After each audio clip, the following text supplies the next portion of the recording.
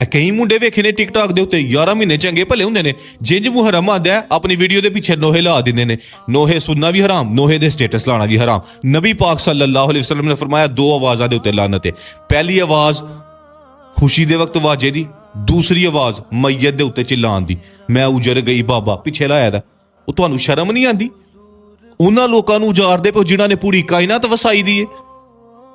ਸਿਰਫ ਵਿਊ ਪੈ ਜਾਣ ਸਾਨੂੰ ਟਿਕਟੌਕ ਦੇ ਉੱਤੇ। ਨੱਚਣ ਵਾਲੀ ਵੀ ਨੱਚ ਕੇ ਕਹਿੰਦੀ ਮੈਨੂੰ ਵਿਊ ਪੈ ਜਾਣ, ਗਾਣਾ ਗਾਣ ਵਾਲਾ ਗਾ ਕੇ ਕਹਿੰਦਾ ਮੈਨੂੰ ਵਿਊ ਪੈ ਜਾਣ। ਅੱਲਾ ਦੀ ਬਾਰਗਾਹ 'ਚ ਕਿਸ ਚੀਜ਼ ਦਾ ਮਿਆਰ ਹੈ? ਤੇ ਵੇਖੋ, ਦੀਨ ਨੂੰ ਪੜ੍ਹੋ ਤੇ ਸਹੀ, ਦੀਨ ਨੂੰ ਸਿੱਖੋ ਤੇ ਸਹੀ। ਟਿਕਟੌਕ ਨੇ ਦੱਸਣਾ ਦੀਨ ਕੀ ਹੈ। ਘਰ ਭਾਵੇਂ ਮਾਂ ਪਿਓ ਨੂੰ ਐਡੀ ਐਡੀ ਗਾਲ ਕੱਢਦੇ ਹੋਣ,